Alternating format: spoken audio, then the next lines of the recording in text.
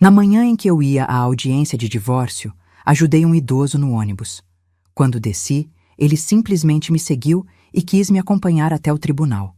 Ao chegar lá, minha nora o viu e ficou imediatamente pálida de medo. Acontece que aquele senhor era... Eu sei que vocês estão se perguntando quem era aquele homem, mas antes de revelar, preciso que entendam uma coisa. Às vezes, um único gesto de bondade pode desencadear uma reação em cadeia que muda tudo. E naquela manhã chuvosa de março, quando estendi minha mão para ajudar um desconhecido, eu não fazia ideia de que estava prestes a descobrir segredos que destruiriam completamente a farsa que minha vida tinha se tornado.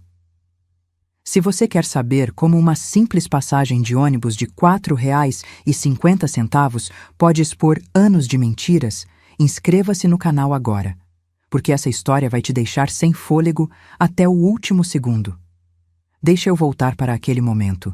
São 10 horas da manhã. Estou parada em frente ao Fórum da Comarca, encharcada pela chuva fina que não para de cair desde o amanhecer. Meu guarda-chuva velho, aquele preto com cabo de madeira que pertenceu ao meu falecido esposo, está torto, vazando água pelo lado direito. Minhas mãos tremem. Não sei se é do frio ou do nervosismo. Ao meu lado está esse senhor que conheci no ônibus há menos de 1 hora. Dr. Osvaldo, ele disse que se chama. Cabelos brancos perfeitamente penteados para trás, terno cinza impecável mesmo depois da chuva, olhos castanhos que carregam uma tristeza antiga. Ele insistiu em me acompanhar até aqui. Disse que conhecia bem este lugar, que trabalhou aqui durante 40 anos como advogado.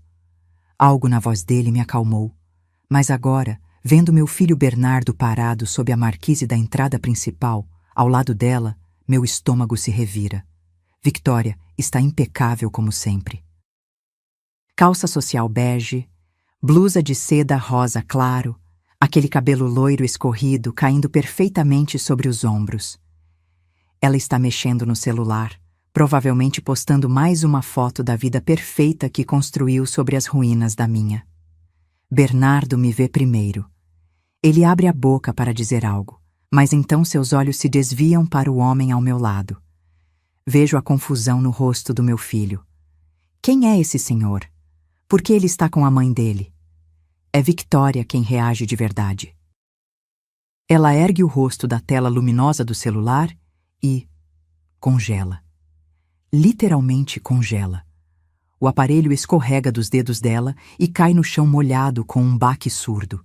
Suas pupilas se dilatam. O rosto, sempre tão controlado, sempre tão composto, perde toda a cor. Ela fica da cor das paredes brancas do fórum atrás dela. Não, ela sussurra. É quase inaudível, mas eu escuto. Não é possível. Dr. Osvaldo dá um passo à frente. Ele não sorri, mas há algo em sua postura, uma espécie de dignidade inabalável que me faz entender que este encontro não é acaso, é destino se corrigindo. Olá, Victoria, ele diz. A voz é firme, calma, mas carrega o peso de anos de dor. Faz tempo que não nos vemos, não é mesmo? 8 anos, mas se não me engano. Desde que você me deixou naquele estabelecimento. Victoria recua um passo. Suas costas batem na parede. Ela sacode a cabeça freneticamente, como se pudesse fazer aquele homem desaparecer apenas negando sua existência. Você está morto, ela balbucia. Você morreu. Eu vi o atestado. Você falsificou o atestado. Dr. Osvaldo completa a frase dela. Assim como falsificou tantos outros documentos ao longo dos anos, minha filha. A palavra cai como uma bomba. Filha. Eu olho para o senhor ao meu lado, depois para Victoria, depois de volta para ele. Meu cérebro demora alguns segundos para processar. Este homem, este senhor gentil que me ajudou, que pagou minha passagem com os últimos trocados que tinha no bolso, que insistiu em me acompanhar porque ninguém deveria enfrentar o fórum sozinho. É o pai dela? Bernardo finalmente reage. Do que vocês estão falando? Victoria, você me disse que seu pai tinha... Morrido? Dr. Osvaldo interrompe, virando-se para meu filho. É isso que ela te contou? Que eu estava morto? Interessante. Porque quando ela me internou à força naquele asilo clandestino em Ribeirão Preto, um lugar sem registro, sem fiscalização, onde idosos eram dopados e esquecidos, ela também disse à administração que eu não tinha mais família, que ninguém viria me visitar, que ela era minha única parente e que, caso eu viesse a falecer, ela deveria ser notificada imediatamente para cuidar dos trâmites. Cada palavra dele é uma revelação. Cada frase desmonta anos de mentiras. Victoria tenta falar, mas apenas sons entrecortados saem de sua boca. Ela procura por Bernardo com os olhos, implorando silenciosamente por ajuda. Meu filho está paralisado, olhando entre a esposa e aquele homem como se estivesse assistindo a um filme de terror. Mas o que eu não entendo, continuo eu, encontrando minha voz pela primeira vez desde que chegamos, é como você sobreviveu. Como chegou até aqui? Dr. Osvaldo vira-se para mim, a gratidão genuína em seus olhos. Uma assistente social corajosa denunciou o lugar há 7 meses. Quando a polícia invadiu, encontrou 17 idosos em condições desumanas. Eu era um deles.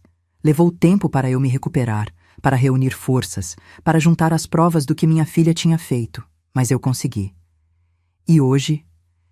Ele faz uma pausa, olhando diretamente para Victoria. Hoje vim buscar justiça, não só para mim, mas para todos os outros que ela destruiu ao longo do caminho. Ele tira um envelope pardo do bolso interno do paletó. O papel está levemente úmido da chuva, mas os documentos dentro parecem intactos. E algo me diz, Dona Eleonora. Ele vira-se para mim novamente, que você e eu temos muito o que conversar sobre minha filha. Naquele momento, com a chuva caindo ao nosso redor, com Victoria encurralada contra a parede e Bernardo em choque total, eu entendi que aquela audiência de divórcio familiar ia ser muito diferente do que qualquer um de nós tinha imaginado. Porque, às vezes, a verdade não aparece nas horas que você espera. Ela aparece quando você menos imagina, na forma de um senhor molhado pedindo ajuda num ônibus lotado.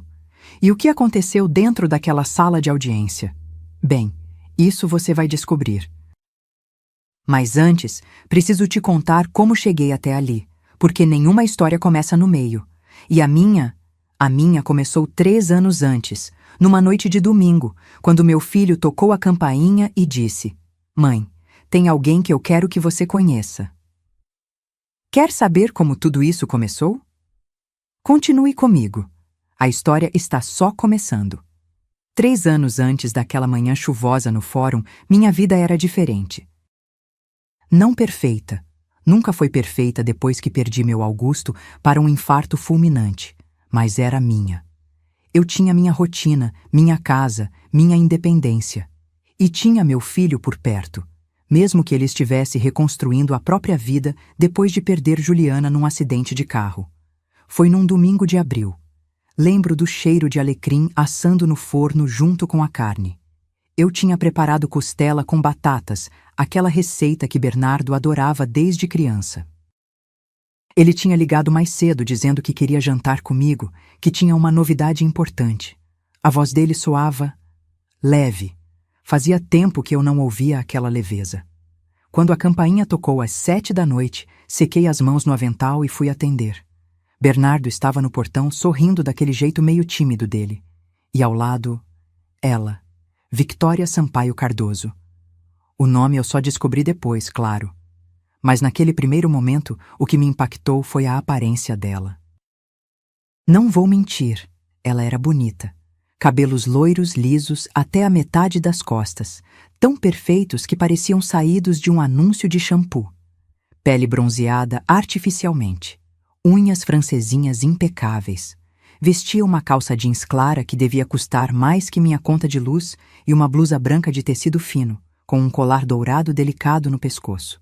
Ela me estendeu a mão com um sorriso que mostrava dentes brancos demais. Dona Eleonora, é uma honra finalmente conhecê-la. Bernardo fala tanto da senhora. A voz era suave educada, mas havia algo nos olhos dela, castanhos claros, quase mel, que não combinava com o sorriso. Era como se ela estivesse me medindo, me avaliando, calculando o meu valor. Eu apertei a mão dela, fria. Até nas noites quentes de abril, aquela mão era fria. Entrem, entrem, o jantar já está pronto, eu disse, tentando ignorar aquele aperto no estômago. Meu instinto estava me dizendo algo, mas eu não queria estragar a felicidade do meu filho. Durante o jantar, Victoria foi a personificação da nora perfeita. Elogiou a decoração da sala, as cortinas de linho creme, o sofá de couro marrom que Augusto e eu compramos há 20 anos, os quadros com paisagens do interior. Admirou minha coleção de xícaras de porcelana azul cobalto que herdei da minha mãe, cada uma com um desenho diferente de flores. Que relíquia linda, Dona Eleonora! São antigas, não são? Devem ter muito valor. Ela passou os dedos delicadamente pela borda de uma delas, como se estivesse avaliando o peso, a qualidade. Valor sentimental, eu respondi, pegando a xícara de volta e colocando-a cuidadosamente na cristaleira. Eram da minha mãe. Ela ganhou no casamento, trouxe de Portugal. Victoria sorriu. Entendo. É importante guardar as coisas que importam, né? Um dia tudo isso fica para a família. A frase soou estranha, muito específica, muito presunçosa para alguém que eu tinha acabado de conhecer. Mas Bernardo estava radiante. Ele segurava a mão dela por cima da mesa, olhava para ela como se tivesse encontrado luz depois de anos no escuro. E como mãe, mesmo sentindo aquele desconforto crescente, eu queria que ele fosse feliz. Quando servia a torta de limão siciliano na sobremesa, Victoria praticamente gemeu de prazer na primeira garfada. Isso está divino! Dona Eleonora, a senhora tem que me passar essa receita. Bernardo merece comer essas delícias em casa também. Ela piscou para ele, depois virou para mim. Quero cuidar bem dele, sabe? Fazer tudo o que a senhora faz, com o mesmo carinho. Parecia um elogio, mas soou como uma substituição. Depois do jantar, enquanto Bernardo foi ao banheiro, Victoria ficou comigo na cozinha. Ela ofereceu ajuda para lavar a louça. Recusei, dizendo que tinha máquina, mas ela insistiu em, pelo menos, secar. Foi quando ela começou a fazer perguntas. A casa é só da senhora, né? Bernardo comentou que o senhor Augusto deixou tudo no nome da senhora. Casual, como quem pergunta sobre o clima. Sim, Augusto fez questão. Disse que eu tinha que ter segurança. Que homem previdente! Ela dobrou o pano de prato com movimentos precisos. E é uma casa grande para uma pessoa só, não é? 4 quartos, 2 banheiros, esse quintal enorme. Gosto do espaço. Tenho minhas memórias aqui. Claro, claro. Memórias são importantes. Pausa. Mas deve dar trabalho. Manutenção, limpeza, contas. A senhora consegue dar conta de tudo sozinha? Cada pergunta era uma cutucada disfarçada, testando, medindo, procurando fraquezas. Consigo sim, e Bernardo sempre me ajuda com o que preciso. O sorriso dela vacilou por uma fração de segundo. Ah, sim, ele é muito atencioso. Aliás, sobre isso, a senhora sabe que ele deposita R$ 3.500 para a senhora todo mês, né? Meu sangue gelou. Como ela sabia o valor exato? Bernardo tinha contado? Por quê? Ele me contou. Ela continuou, como se lesse meus pensamentos. Acredito que seja importante casais não terem segredos sobre dinheiro. E olha, não me entenda mal, acho lindo ele cuidar da mãe. Mas a gente tá planejando nosso futuro juntos agora, sabe? Casamento, quem sabe filhos. E todo real conta. Ela tinha acabado de conhecer minha casa, minha comida, minhas xícaras. E já estava calculando quanto meu filho gastava comigo. Quando eles foram embora naquela noite, eu fiquei na varanda vendo o carro desaparecer na rua. O cheiro de alecrim ainda pairava no ar. Mas havia outro cheiro também, algo adocicado demais, enjoativo. O perfume dela tinha ficado impregnado na almofada do sofá onde ela sentou. Entrei, abri as janelas para arejar. Peguei aquela almofada e sacudi com força, como se pudesse sacudir também a sensação ruim que tinha ficado, porque eu sabia. Mesmo sem conseguir explicar, mesmo sem querer acreditar, algo dentro de mim, aquele instinto de mãe que a gente desenvolve depois de anos cuidando de alguém, estava gritando um alerta. Aquela mulher não tinha entrado na minha casa procurando amor. Ela tinha entrado procurando inventário, e nos meses seguintes eu ia descobrir que meu instinto estava certo. Mas já seria tarde demais. O que Victoria estava planejando desde o primeiro dia? Continue comigo para descobrir como uma serpente se camufla até o momento do bote. 6 meses. Foi o tempo que levou entre aquele jantar e o casamento. 6 meses para Victoria convencer meu filho de que eles precisavam oficializar logo, porque, quando você encontra a pessoa certa, por que esperar? 6 meses para ela transformar o luto do meu filho em dependência emocional. 6 meses para eu me tornar a mãe chata que não quer ver o filho feliz. Quando Bernardo me ligou dizendo que tinha marcado o casamento para dezembro, senti aquele aperto no peito de novo. Tentei disfarçar a preocupação. Mas, filho, vocês mal se conhecem. Não seria melhor esperar mais um pouco? Conhecer melhor as famílias? Fazer planos? Mãe, eu já perdi tempo demais depois que a Juliana se foi. Victoria me fez voltar a viver. Eu preciso disso. Preciso dela. A voz dele tinha uma urgência que me assustou. Como se Victoria fosse oxigênio e ele estivesse se afogando sem ela. Eu queria dizer tantas coisas. Queria falar sobre aquelas perguntas invasivas, sobre o jeito que ela olhava para minha casa como quem faz orçamento mental. Mas as palavras morreram na minha garganta. Porque quando você questiona demais, vira a vilã da história. E eu não queria perder meu filho.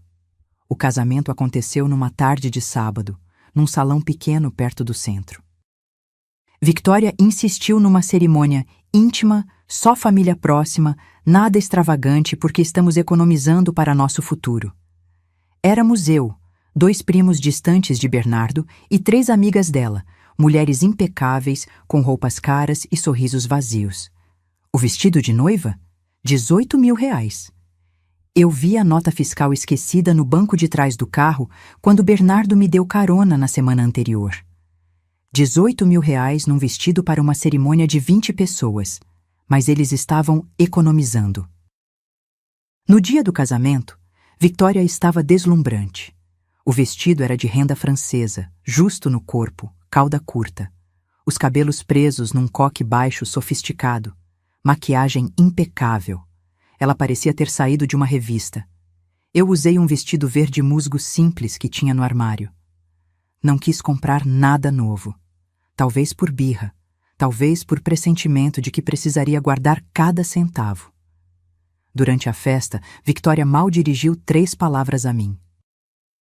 Ela estava ocupada tirando fotos para as redes sociais, posando com as amigas, recebendo parabéns. Quando anunciaram o bolo, ela e Bernardo cortaram juntos, sorrindo para as câmeras. Ninguém me chamou para a foto tradicional com os noivos. Simplesmente me esqueceram. Fiquei sentada na minha mesa, mexendo no guardanapo de papel, sentindo-me invisível na festa do meu próprio filho. Foi uma das amigas dela, Tatiana, uma morena alta de salto agulha vermelho, quem veio até mim no final da noite. A senhora é a mãe do Bernardo, né? Ela estava levemente alcoolizada, apoiando-se na mesa. Coitada da senhora. Olhei para ela confusa. Como assim? Ah, nada não. Ela deu um risinho amargo. É só que a Vicky tem um histórico. Bem, deixa pra lá. A senhora vai descobrir sozinha. E saiu cambaleando antes que eu pudesse perguntar mais. Aquelas palavras ficaram ecoando na minha cabeça a noite inteira. 3 semanas depois, a primeira facada veio. Eu estava na cozinha preparando o almoço de domingo, tradição que mantínhamos desde sempre, quando Bernardo chegou. Sozinho. Victoria tinha compromisso inadiável, segundo ele. Mas meu filho estava diferente, inquieto, mexendo no celular a cada 5 minutos, evitando meu olhar. Filho, aconteceu alguma coisa? Ele respirou fundo, guardou o telefone. E disse a frase que partiria nossa relação ao meio. Mãe, a gente precisa conversar sobre dinheiro. Meu estômago afundou. A Victoria e eu estamos organizando nossa vida financeira, planilhas, investimentos, essas coisas. E, bem, nós achamos, que os R$ 3.500 que eu deposito para a senhora todo mês é muito. Cada palavra era uma facada. Muito, repeti tentando processar. Bernardo, eu recebo R$ 1.200 de aposentadoria. Com esse dinheiro que você me ajuda, eu pago as contas, faço as compras, mantenho a casa. Você sabe disso. Eu sei, mãe. Mas Victoria levantou um ponto válido. A senhora tem uma casa paga, sem aluguel, tem aposentadoria, não tem filhos pequenos para sustentar. Por que precisa de tanto dinheiro? Tanto dinheiro? Minha voz saiu mais alta que eu pretendia. Bernardo, são R$ 3.500. Você ganha mais de 15 mil por mês no escritório. Exatamente. E agora eu tenho uma esposa. Temos contas juntas. Queremos comprar um apartamento maior, talvez ter filhos. A Vicky quer voltar a estudar, fazer pós-graduação. Tudo isso custa. Eu olhei para meu filho. Aquele homem de 43 anos que eu criei sozinha depois que Augusto morreu, que eu ajudei a se formar, que eu acolhi quando ele perdeu Juliana e não reconheci quem estava na minha frente.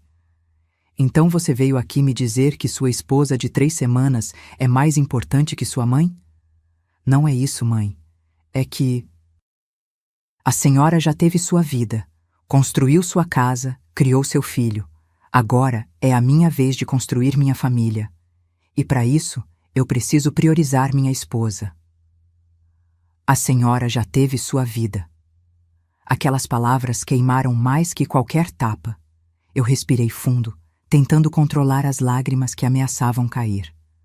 Não ia dar a ela, porque eu sabia que cada palavra que ele dizia tinha o dedo de Victoria, a satisfação de me ver chorar. Tudo bem, filho. Você é adulto, faz suas escolhas. Mas deixa eu te falar uma coisa. Esse dinheiro sempre foi sobre cuidado, não sobre obrigação. Seu pai deixou essa tradição. Ele dizia que cuidar de quem cuidou da gente era questão de honra. Mas se sua esposa não entende isso... Eu fiz uma pausa. Talvez ela não entenda o que significa família de verdade. Bernardo ficou vermelho. Não fala assim da Victoria. Ela só tá pensando no nosso futuro. Ou no futuro dela. Soltei antes de conseguir me controlar. Ele levantou da cadeira bruscamente. Sabia que a senhora ia reagir assim. A Vicky disse que ia. Disse que a senhora sempre achou que ninguém era bom o suficiente para mim. E saiu. Deixou o prato cheio na mesa, a comida esfriando, e foi embora. Eu fiquei ali, sozinha na cozinha, ouvindo o som do portão batendo. Olhei para aquela mesa. As 2 cadeiras vazias, a travessa de arroz ainda fumegante, a jarra de suco de maracujá que ninguém tocou. E foi nesse momento que entendi. Victoria não estava apenas roubando o dinheiro do meu filho. Ela estava roubando meu filho de mim. E essa foi apenas a primeira facada. As próximas seriam ainda mais profundas. Continue comigo, porque o pior ainda estava por vir. 1 ano. Foi o tempo que levou para Victoria transformar meu filho num estranho completo. No começo, foram pequenas coisas. Bernardo cancelou nosso café da manhã de terça-feira, tradição que mantínhamos desde que ele saiu de casa. Desculpa, mãe, a Vicky marcou consulta no dentista e preciso levar ela. Depois foi o almoço de domingo. A gente vai viajar para a praia, aproveitar o feriadão. E depois foram as ligações. Oi, mãe. Não posso falar agora. Estou no meio de uma coisa. Cada vez que eu ligava, quem atendia era a Victoria. Alô, sogra. Bernardo tá no banho. Ele tá descansando. Teve um dia puxado. Tá assistindo o jogo. Melhor não atrapalhar. A voz dela sempre educada, sempre controlada. Mas com aquele subtexto, Ele não quer falar com você. Quando eu insistia, pedia para ele me ligar de volta, a ligação nunca vinha. E quando vinha, dias depois, Bernardo soava irritado. Mãe, para de ficar ligando tanto. Eu ligo quando posso. Eu que ligava tanto? Eu que ficava dias esperando uma ligação dele? Mas o veneno de verdade foi destilado nas reuniões familiares. Meu primo Heitor fez 70 anos em agosto. A família inteira se reuniu no sítio dele em Ibiúna, churrasqueira acesa, crianças correndo no gramado, música sertaneja no radinho. Eu estava conversando com minha prima Dalva sobre a horta dela quando Bernardo e Victória chegaram.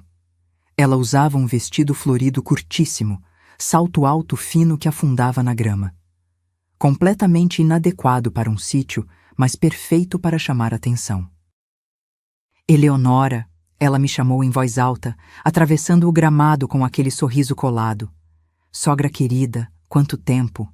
Me abraçou com aquele abraço teatral, perfume enjoativo invadindo minhas narinas. Depois se afastou e me olhou de cima a baixo. Nossa, a senhora emagreceu, não? Tá se alimentando direitinho? Pausa estratégica. É que sozinha, né? A gente acaba relaxando. Eu fico preocupada com a senhora naquela casa enorme, fazendo comida só para si mesma. Dalva franziu a testa, mas não disse nada. Durante o almoço, sentei na mesa grande com o resto da família. Victória sentou ao meu lado. Não por carinho, percebi depois, mas por estratégia. Toda vez que eu começava a contar uma história, ela me interrompia. Eu estava falando sobre quando Bernardo era pequeno e fugiu do quintal para seguir o caminhão de sorvete. E aí eu saí correndo descalça pela rua toda, gritando: Ah, sogra, deixa eu corrigir a senhora. Victória colocou a mão no meu braço, apertando levemente. O Bernardo me contou essa história outro dia. Ele não fugiu. A senhora que distraiu e não percebeu ele saindo. Ele podia ter sido atropelado. Foi a vizinha que pegou ele, não a senhora. Meu rosto queimou. Não, É que a memória da senhora às vezes embaralha umas coisas, né? Normal da idade. Ela sorriu para a mesa inteira. Acontece com minha avó também.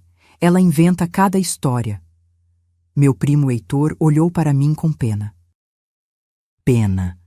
Como se eu fosse uma velha senil que não sabia mais distinguir realidade de fantasia. Eu não consegui comer mais nada. O nó na garganta era grande demais. Mas o pior veio depois, quando voltamos para dentro da casa buscar a sobremesa. Victória entrou na sala onde ficavam os móveis antigos de Heitor. Uma cômoda de jacarandá, um relógio de parede de 1940, alguns porta-retratos de prata. Ela começou a pegar cada peça, virar, verificar se tinha marca, avaliar.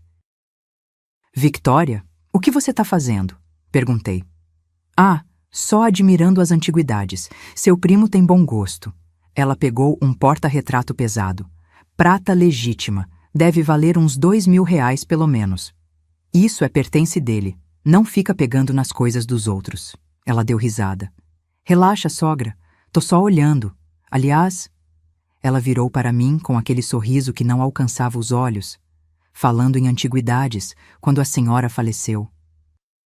Digo, quando a senhora falecer um dia, daqui a muitos anos, claro, essas xícaras azuis que a senhora tem vão ficar para quem? Pro Bernardo, né? Afinal, ele é filho único. Quando a senhora faleceu, o deslize foi proposital. Eu sei que foi. As xícaras vão para quem eu quiser deixar, respondi, segurando a raiva. Claro, claro, mas pensando bem, a senhora mora sozinha naquela casa grande. Já pensou se acontece alguma coisa? Uma queda, um mal súbito? Seria uma pena tudo aquilo ficar abandonado. IPTU, luz, água, tudo correndo sem ninguém usar. É tanto desperdício. Antes que eu pudesse responder, minha prima Dalva entrou na sala. Eleonora, deixei um pedaço de bolo de cenoura separado para você. Vem buscar antes que acabe. Saí dali tremendo, não de frio, de indignação. Mas o que aconteceu 3 semanas depois foi a gota final. Domingo de manhã, Bernardo apareceu na minha casa sem avisar, com Victória. E com um homem de terno que eu não conhecia. Mãe, esse é o Maurício. Ele é corretor de imóveis. Meu coração disparou. Corretor? Pra quê? Victoria se adiantou, entrando na sala como se fosse dona do lugar. Começou a andar pelos cômodos, abrindo portas, medindo espaços com os olhos. É que a gente teve uma ideia, sogra. A senhora vive reclamando que essa casa é grande, que dá trabalho limpar, que fica sozinha. Eu nunca reclamei disso. Não diretamente, ela continuou, ignorando minha interrupção. Mas a gente percebe. E olha, pensamos numa solução perfeita. A senhora vende essa casa.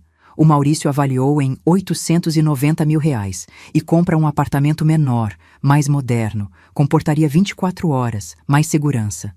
Dá para achar algo muito bom por 350 mil. E sobram 540 mil que a senhora pode investir, render um dinheirinho extra todo mês. Cada palavra era um soco. Essa casa não está à venda? Bernardo deu um passo à frente. Mãe, pensa bem. A senhora tem quase 70 anos. Já pensou se cai, se machuca e fica sozinha aqui? Sem ninguém para ajudar? Eu tenho você, respondi, olhando diretamente para ele. Ou tinha. Ele desviou o olhar. Maurício, o corretor, abriu uma pasta. Dona Eleonora, já tenho alguns apartamentos que... Sai da minha casa. Minha voz saiu baixa, perigosa. Sai da minha casa agora. O silêncio foi pesado. Victoria soltou uma risadinha nervosa. Sogra, não precisa. Eu disse agora. Eles saíram. Maurício primeiro, constrangido. Victoria depois, revirando os olhos. E por último, Bernardo, que me olhou com decepção, como se eu fosse a culpada. Quando a porta fechou, minhas pernas fraquejaram. Sentei no chão, ali mesmo no corredor, abraçando meus joelhos. E chorei. Chorei porque percebi que tinha perdido meu filho. E pior, ele nem percebeu que foi perdido. Mas, se você acha que isso foi o fundo do poço, está enganado. O verdadeiro pesadelo estava apenas começando. 3 meses depois daquela discussão sobre vender a casa, eu achei que tinha vencido. Achei que eles tinham desistido. Bernardo mal ligava, mas pelo menos não aparecia mais com corretores. Que idiota eu fui. Em uma quinta-feira de novembro, às 9h40 da manhã, a campainha tocou. Era um motoboy com um envelope do cartório. Assinei o recebimento com aquela curiosidade neutra de quem acha que é alguma conta atrasada ou comunicado da prefeitura. Abri o envelope ainda parada no hall de entrada. E meu mundo desabou. Notificação de venda de imóvel. Processo número 4C728-2023. Minhas mãos começaram a tremer tanto que os papéis quase caíram no chão. Li uma vez. 2. 3. As palavras dançavam na minha frente, se recusando a fazer sentido. Minha casa. Minha casa, a casa que Augusto e eu compramos há 32 anos, onde criei meu filho, onde cada móvel guardava uma memória, estava em processo de venda. Para uma empresa chamada Cardoso em Silveira Empreendimentos Litada. Valor R$720 mil, R$170 mil abaixo do valor real. E a suposta vendedora?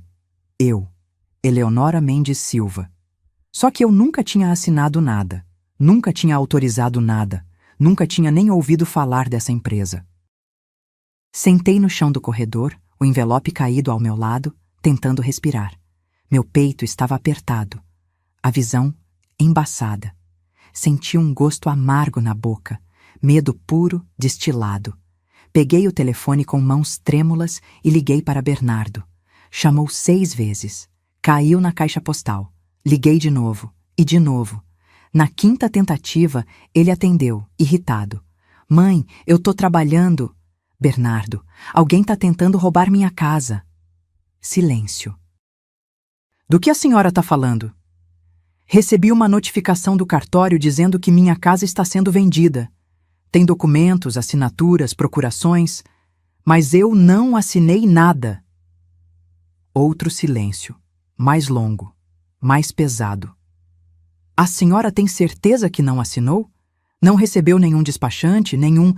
Bernardo, eu sei o que eu assino e o que eu não assino. Tá bom. Calma, vou ver o que consigo descobrir. Depois eu ligo. E desligou. Fiquei ali, segurando o telefone mudo, sentindo-me absolutamente sozinha. Não esperei ele ligar de volta. Peguei minha bolsa, os documentos e fui direto ao poupa-tempo procurar a Defensoria Pública. Precisava de um advogado. Precisava de ajuda. Na fila, que demorou 4 horas, li cada palavra daqueles papéis malditos. Tinha procuração com minha assinatura. Falsificada, mas com reconhecimento de firma no cartório Borges, na Zona Leste. Tinha comprador, a tal empresa Cardoso em Silveira. Tinha tudo. Era um processo limpo, organizado, profissional. Alguém tinha planejado isso nos mínimos detalhes. Quando finalmente fui atendida, a advogada da defensoria, uma mulher jovem, cansada, com pilhas de processos na mesa, olhou meus documentos com expressão grave. Senhora Eleonora, isso é estelionato, falsificação de documentos em cartório. Vamos entrar com uma ação urgente, pedir bloqueio da venda, investigação. Ela fez uma pausa. Mas preciso ser honesta. Esses casos demoram. E enquanto isso, a senhora não pode vender, hipotecar ou fazer nada com o imóvel. Ele fica congelado. Mas é minha casa. Eu sei, mas até provarmos que a assinatura é falsa, que houve crime, o processo judicial se arrasta, pode levar meses, até anos. Anos. Saí de lá sentindo-me derrotada. Mas tinha algo que não me saía da cabeça. Cardoso em Silveira. O sobrenome Cardoso. Cheguei em casa e fiz o que devia ter feito antes. Joguei o nome da empresa no Google. E descobri. Cardoso em Silveira Empreendimentos, Liteda Sócios, Victória Sampaio Cardoso e Ricardo Silveira Cardoso. Ricardo Silveira Cardoso. O cunhado dela. O irmão dela, que ela nunca mencionou, que nunca apareceu no casamento, que era fantasma. Minha nora estava tentando roubar minha casa através de uma empresa de fachada. Liguei para Bernardo 17 vezes. Ele não atendeu nenhuma. Então liguei para o número de Victória, que eu tinha guardado, mas nunca tinha usado. Ela atendeu no segundo toque. Voz doce, tranquila. Alô? Você. Minha voz saiu rouca de tanto segurar o choro. Você falsificou minha assinatura. Você tentou roubar minha casa. Risada. Uma risada leve, quase divertida. Ah, sogra. A senhora tá bem? Parece confusa. Eu tenho as provas. A empresa é sua. Seu nome tá nos documentos. Documentos que a senhora mesma assinou, querida. Lembra? A senhora veio aqui em casa há 2 meses. Assinou uns papéis que o Bernardo pediu. Eram para organizar sua sucessão, facilitar as coisas caso aconteça algo com a senhora. Eu nunca fui na sua casa. Ah, mas foi sim. A senhora até tomou café comigo, bolo de laranja. A senhora elogiou. A voz dela era calma, controlada, sádica. Sabe o que eu acho, Eleonora? Acho que a senhora está ficando esquecida. Senil. Assina documentos e depois não lembra. É triste, mas acontece com idosos. Meu sangue congelou. Eu vou te processar. Vou te colocar na cadeia.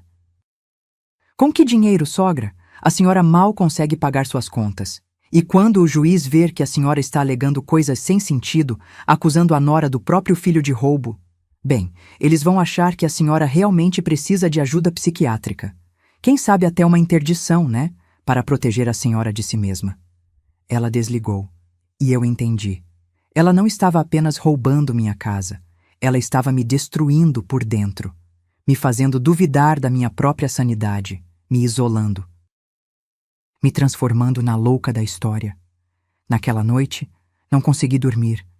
Fiquei sentada na sala escura, olhando para as paredes, para os móveis, para cada canto daquele espaço que era meu único refúgio no mundo. E pela primeira vez em 68 anos de vida, eu pensei em desistir. Desistir da casa, desistir da luta, desistir de tudo. Porque quando você luta sozinha contra alguém que tem dinheiro, influência e seu próprio filho do lado dela, como você vence? Mas se eu tivesse desistido naquele momento, você não estaria ouvindo essa história agora, porque o pior ainda estava por vir. E foi esse pior que, paradoxalmente, me salvou. O processo judicial se arrastou como uma lesma, deixando rastro de sal. Primeiro foi a perícia grafotécnica, análise da assinatura falsificada. Demorou 2 meses só para agendar. Depois, mais 1 mês para sair o resultado. Conclusivo. Possível adulteração, mas necessita de análise complementar. Ou seja, não disseram nada. Enquanto isso, minha casa estava bloqueada. Eu não podia vendê-la, não podia usá-la como garantia para nada. Era prisioneira do meu próprio patrimônio. E Victoria? Victoria atacou por outro ângulo. Em janeiro, 2 meses depois da notificação do cartório, recebi uma citação judicial que fez meu mundo desabar de vez. Ação de interdição. Requerente: Victoria Sampaio Cardoso. Requerida: Eleonora Mendes Silva. Motivo: incapacidade civil por demência senil progressiva. Ela estava tentando me declarar louca, incapaz de gerir minha própria vida. Li aquilo na sala de espera do fórum, esperando para falar com minha advogada da defensoria. As palavras se embaralharam na minha frente. Demência senil progressiva. Incapacidade de discernimento. Episódios de confusão mental e perda de memória. Ela tinha anexado laudos, de 3 psicólogos diferentes que eu nunca tinha consultado na vida. Doutora Mariana Costa Pinheiro, Dr. Roberto Alcântara, Doutora Simone Freitas Barros, nomes que eu não conhecia. Pessoas que nunca tinham entrado na minha casa, nunca tinham conversado comigo. E todos os 3 diziam a mesma coisa. Paciente apresenta sinais claros de deterioração cognitiva. Recomenda-se interdição parcial para a proteção do próprio bem-estar. Eram falsos, todos falsos. Mas estavam lá, carimbados, assinados, com número de registro profissional. Alguém tinha pago por aqueles documentos. Alguém tinha comprado minha sanidade. O pior.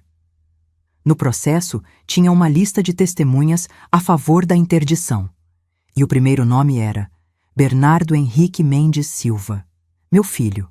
Meu filho tinha assinado um documento dizendo que eu era louca. Quando cheguei em casa naquele dia, não consegui entrar. Fiquei parada no portão, segurando aqueles papéis malditos, sentindo meu corpo tremer dos pés à cabeça. Minhas pernas cederam. Sentei na calçada mesmo, ali na frente de casa, e deixei as lágrimas caírem. Uma vizinha, Dona Carminha, que morava 3 casas abaixo, passou e perguntou se eu estava bem. Não consegui responder. Apenas balancei a cabeça. Ela se afastou rapidamente, olhando para mim com aquela expressão que eu estava começando a reconhecer. Pena misturada com desconforto. Pena da velha maluca que estava surtando na calçada. Porque Victoria tinha feito o seu trabalho direito. Ela tinha espalhado boatos. No grupo da igreja, alguém comentou que eu estava com probleminhas. Na padaria do seu Moacir, a atendente me olhou com aquela cautela de quem lida com alguém imprevisível. As amigas do bordado pararam de me ligar para os encontros quinzenais. Eu tinha me tornado a louca da rua. E o isolamento dói mais que qualquer processo judicial. Comecei a perder peso. Não porque estava de dieta, mas porque não conseguia comer. A comida não descia. Ficava presa na garganta junto com todo o desespero que eu não conseguia expressar. 12 quilos em 2 meses. Minhas roupas ficaram largas, as calças caíam da cintura. Tive que fazer furos novos no cinto. 1, 2, 3 furos. Meu rosto ficou cavado, olheiras profundas, cabelos embranquecendo mais rápido, caindo aos tufos no banho. As noites eram o pior. Eu deitava às 10, mas o sono não vinha. Ficava olhando para o teto, para as sombras que a luz do poste da rua projetava através da cortina. Meu cérebro não desligava. Passava e repassava cada conversa, cada documento, cada olhar de decepção do Bernardo. Onde eu tinha errado? Como tinha deixado aquela mulher destruir tudo? Por que meu filho tinha me abandonado? Às 3 da manhã, Eu levantava, andava pela casa escura, sentava na cadeira da cozinha. Olhava para a geladeira que antes vivia cheia e agora tinha apenas algumas frutas murchas e um pote de manteiga. Algumas noites eu pegava aquelas xícaras de porcelana azul cobalto que minha mãe me deixou. Passava os dedos pelas bordas delicadas, sentindo o peso delas, as flores pintadas à mão. Cada uma tinha uma história. A de hortênsias brancas era a favorita dela. A de lírios amarelos foi presente de aniversário do meu pai. E eu pensava, Victoria quer isso aqui também. Ela quer até minhas memórias. Em março, Bernardo finalmente apareceu. Sem avisar, sem ligar antes. Apenas tocou a campainha numa tarde de terça-feira. Eu estava no quintal tentando arrancar algumas ervas daninhas, algo para manter as mãos ocupadas, a mente distraída. Abri o portão e ele estava lá. Mais magro também. Olheiras. Barba por fazer. Oi, mãe. Oi. Ficamos ali, parados, com um abismo de silêncio entre nós. Eu vim porque a Victoria pediu para eu conversar com a senhora. Sobre a interdição. Cada palavra era uma facada. Ela não é má, mãe. Ela só quer proteger a senhora. Esses episódios de confusão, essas acusações sem fundamento. Episódios de confusão? Minha voz saiu baixa, perigosa. Bernardo, olha para mim. Olha para mim. Eu pareço louca? Eu pareço confusa? Ele desviou o olhar. A senhora emagreceu muito. Não está cuidando da casa direito. As plantas do quintal estão morrendo. Sua aparência... Minha aparência? Eu ri. Uma risada amarga, sem humor. Filho, eu emagreci porque não consigo comer enquanto a mulher que você casou tenta me roubar. As plantas estão morrendo porque eu passo as noites em claro me defendendo de acusações falsas. E você? Você assinou um papel me chamando de louca. Não foi assim. Eu só confirmei que a senhora anda diferente. Diferente como? Hein? Diferente porque não aceitei entregar minha casa de bandeja? Diferente porque ouso questionar sua esposa perfeita? Bernardo engoliu seco. A Victoria me mostrou mensagens suas, mensagens confusas, repetidas, sem sentido. Ela me mostrou... Mentiras! Explodi. Ela te mostrou mentiras.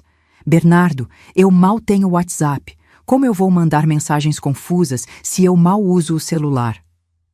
Ele ficou em silêncio. Mas não era um silêncio de dúvida. Era um silêncio de quem já escolheu seu lado e não quer ser incomodado com a verdade. Eu vim aqui pedir para a senhora aceitar ajuda. Aceitar que precisa de acompanhamento. Facilitar as coisas. Se a senhora lutar contra isso, vai ficar pior. Pior? Pior! Minha voz rachava. Bernardo, ela está tentando me declarar incapaz, me tirar tudo, minha casa, minha dignidade, minha sanidade. E você tá do lado dela. Eu tô do lado da minha esposa, ele gritou de volta. Como deveria ser? A senhora nunca aceitou ela, nunca deu uma chance. Eu dei todas as chances, recebi ela na minha casa, fiz comida, tentei me aproximar, e ela só queria saber quanto valia cada coisa aqui dentro. Bernardo deu um passo para trás, como se minhas palavras fossem físicas. A senhora tá doente, mãe, e eu não vou ficar aqui ouvindo isso. E foi embora. Pela segunda vez, ouvi o portão bater, mas dessa vez foi diferente. Porque dessa vez eu entendi que tinha perdido meu filho de verdade e que estava completamente sozinha nessa guerra. Eu estava no fundo do poço. Sem forças, sem esperanças, sem aliados. Mas foi justamente nesse momento de escuridão total que uma luz inesperada apareceu. Continue comigo. Abril chegou trazendo mais uma bomba. Dessa vez, foi um oficial de justiça que bateu na porta. Homem sério, meio-dia, calor insuportável. Ele me entregou uma notificação e pediu para assinar o recebimento. Fiz isso no automático, como um robô programado para aceitar pancadas. Fechei a porta. Abri o envelope com dedos que já nem tremiam mais. Eu tinha passado do ponto do medo, estava na zona do entorpecimento.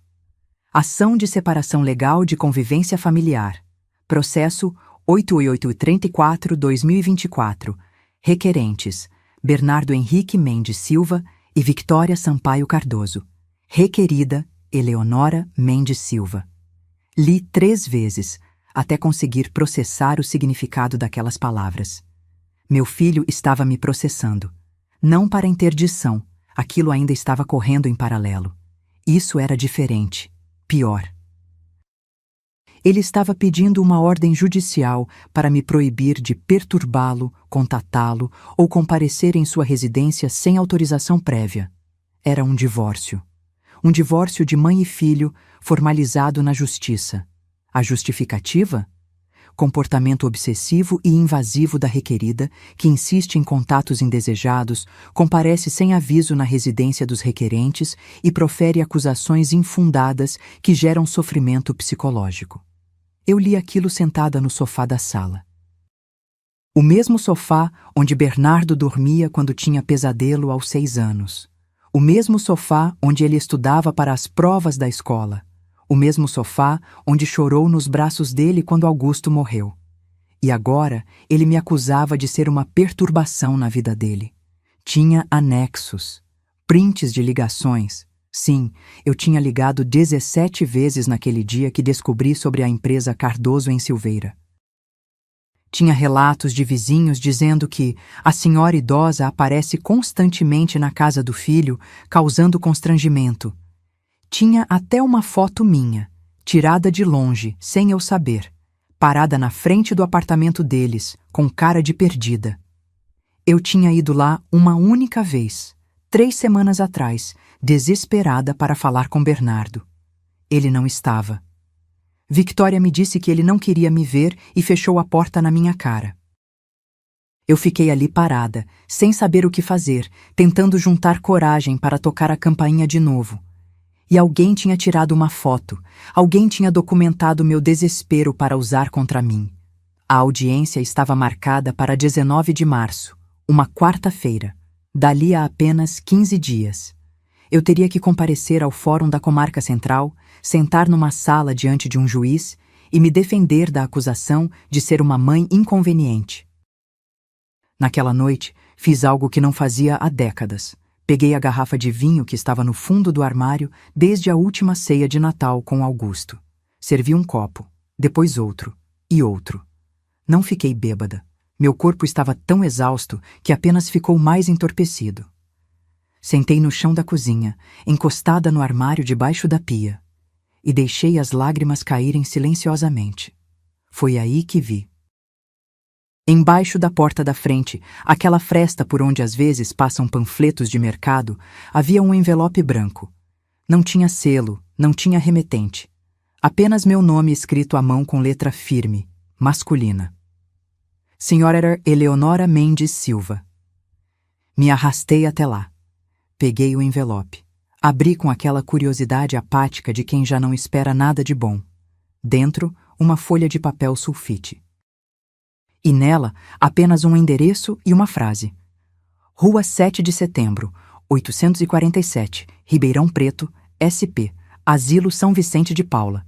Se quer a verdade sobre Victoria Sampaio Cardoso, vá até este lugar. Um pai também foi abandonado. Meu coração acelerou pela primeira vez em semanas. Um pai também foi abandonado. Ribeirão Preto. O mesmo lugar que Dr. Osvaldo tinha mencionado. Só que eu ainda não sabia quem era Dr. Osvaldo. Isso viria depois. Naquele momento, aquela carta era apenas um enigma. Quem tinha me enviado isso? Por quê? Como sabiam do que eu estava passando? E mais importante, o que tinha em Ribeirão Preto que poderia ser a verdade sobre Victoria? Virei o papel. Nada, apenas aquelas linhas. Peguei meu celular, aquele modelo simples que eu mal sabia usar, e digitei o endereço no Google. Era mesmo um asilo. São Vicente de Paula. 3 estrelas de avaliação. Comentários reclamando de negligência, falta de estrutura, funcionários grosseiros. Por que alguém me mandaria para um asilo em Ribeirão Preto? Fiquei acordada a noite toda com aquele papel nas mãos. Algo me dizia que era importante, que ali estava uma peça do quebra-cabeça, mas eu estava tão cansada, tão destruída, que não conseguia pensar direito. Na manhã seguinte, liguei para a defensoria. Minha advogada, que já estava sobrecarregada com meus 2 processos, atendeu com aquela voz de quem tem outras 50 pessoas esperando. Dona Eleonora, sobre a audiência do dia 19, a senhora precisa comparecer. É obrigatório. Se não for, o juiz pode decidir à revelia e... Eu vou, interrompi. Mas preciso saber, eu posso pedir para investigarem algo? Uma informação que recebi? Depende. Que tipo de informação? Olhei para o papel na minha mão. Um asilo em Ribeirão Preto, onde supostamente tem algo relacionado à Victória. Silêncio na linha. Dona Eleonora, a senhora precisa de provas concretas, não de suposições. Se for a audiência com teorias soltas, vai piorar sua situação. Ela tinha razão. Eu sabia que tinha. Mas aquela carta era a primeira centelha de esperança que eu tinha em meses. Guardei o papel na gaveta da minha cômoda, junto com as fotos antigas de Bernardo bebê, junto com as memórias do que eu um dia tive. Os dias até a audiência passaram num borrão cinza. Eu mal saía de casa, mal comia, apenas esperava, contando as horas.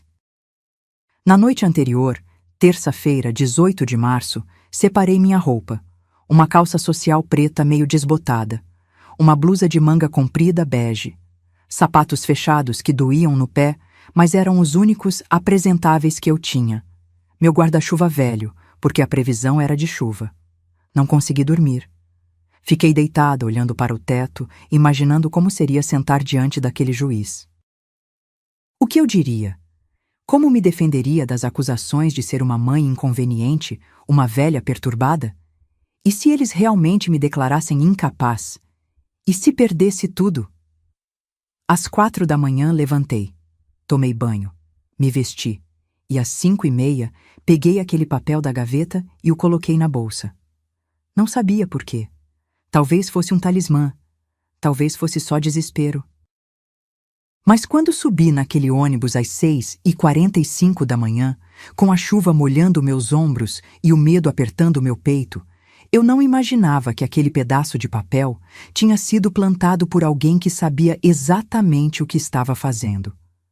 Alguém que também tinha sido destruído por Victória e que estava esperando o momento certo para se vingar. A verdade estava a caminho. E ela tinha cabelos brancos, 75 anos, e um passado que ia explodir tudo. Continue comigo. A chuva começou antes mesmo do sol nascer. Daquelas chuvas finas e persistentes de outono que molham aos poucos, entrando pelos punhos da manga, escorrendo pelo colarinho. O céu estava cor de chumbo quando tranquei o portão de casa às 6:15 da manhã. Minha bolsa pesava no ombro. Dentro, os documentos do processo, aquele papel misterioso com o endereço de Ribeirão Preto e uma carteira com exatos R$ 43. Todo o dinheiro que me restava no mundo. O ponto de ônibus ficava a 3 quarteirões. Caminhei devagar, pisando nas poças que se formavam entre as pedras portuguesas da calçada. Meu guarda-chuva velho fazia um barulho ritmado, toque, toque, toque, contra a chuva. Tinha mais gente no ponto do que eu esperava para aquela hora. Um rapaz de uniforme de segurança, fones no ouvido. 2 mulheres com aventais de cozinha por baixo dos casacos. Um senhor com marmita na mão. Todos com aquela cara de segunda-feira perpétua que só quem pega ônibus cedo conhece. O 875. Fórum Central chegou às 6:40. Lotado. Claro que estava lotado. Empurrei-me para dentro junto com outros 5 passageiros. O motorista, um homem gordo com bigode grisalho, resmungou algo sobre esperar o próximo. Passei minha carteirinha de idosa no validador. O bip soou. Procurei um lugar para me segurar quando ouvi a discussão. Ou paga ou desce. Não tenho o dia inteiro. Virei. Perto da catraca, um senhor de cabelos brancos estava parado, mexendo nos bolsos do paletó molhado com desespero crescente. Ele era alto, magro, Devia ter uns 70 e poucos anos. Terno cinza bem cortado, mas encharcado. Gravata azul marinho torta. Óculos com lentes embaçadas pela chuva. Eu tinha certeza que tinha trocado. Ele murmurava, virando os bolsos do avesso. Caíram algumas moedas no chão, 5, 10 centavos. Ele se abaixou para pegar, quase perdendo o equilíbrio. Peraí, deixa eu procurar. Já procurou? Desce, tá atrasando todo mundo. As pessoas atrás começaram a resmungar. Vai logo, velho. Tá fazendo todo mundo perder tempo. Não pensei, apenas me aproximei. Quanto falta? Perguntei ao motorista. 4,50. Mas não é problema seu, senhora. Tudo bem, eu pago. Tirei R$ 5 da carteira, os últimos R$ 5 soltos que eu tinha. Coloquei na bandeja. O motorista me olhou com surpresa, depois deu de ombros e aceitou o dinheiro. Catraca liberada. O senhor virou-se para mim. Seus olhos, castanhos, fundos, carregados de cansaço, brilharam com algo que parecia ser muito mais que gratidão. A senhora não precisava? Já está feito. Vai, entra, o motorista está apressado. Ele passou pela catraca. Ficamos ali, de pé, segurando-nos nas barras de ferro enquanto o ônibus sacudia pelas ruas esburacadas. Sou Osvaldo, ele disse depois de um tempo. Dr. Osvaldo Cardoso, advogado. Bem, era. Aposentado agora. Eleonora. Apertamos as mãos. A dele era quente, firme, mão de quem trabalhou a vida inteira com papéis e canetas. Obrigado mesmo. Eu saí sem conferir a carteira direito. Tava com a cabeça noutro lugar. Olhei para ele melhor. O terno era bom, mas velho. Os sapatos, engraxados, mas gastos nas pontas. E havia algo em seu rosto, uma tristeza profunda, do tipo que se instala e não sai mais. Acontece com todo mundo, respondi. O ônibus parou. Subiram mais pessoas. Ficamos espremidos contra a janela. Ele cheirava a sabonete de erva doce e naftalina. Cheiro de roupa guardada há muito tempo. Para onde a senhora vai tão cedo? Ele perguntou depois de alguns minutos em silêncio. Hesitei. Não sei porquê, mas algo naquele homem me fez confiar. Fórum da Comarca Central. Tenho uma audiência às 10. Ele levantou as sobrancelhas. Que coincidência. Eu também. Sério? Sim, trabalhei lá durante 40 anos. Conheço cada corredor, cada sala. Ele sorriu com tristeza. Nunca pensei que um dia voltaria lá como réu, não. Como parte interessada num processo próprio. Algo na voz dele ressoou com minha própria dor. Processo de família? Arrisquei. Ele me olhou com surpresa. Como a senhora... Reconheço a cara. É a mesma que eu tô carregando. Ficamos em silêncio de novo. Mas era um silêncio confortável. De duas pessoas que entendem o peso uma da outra sem precisar explicar. O ônibus seguiu pela Avenida Paulista.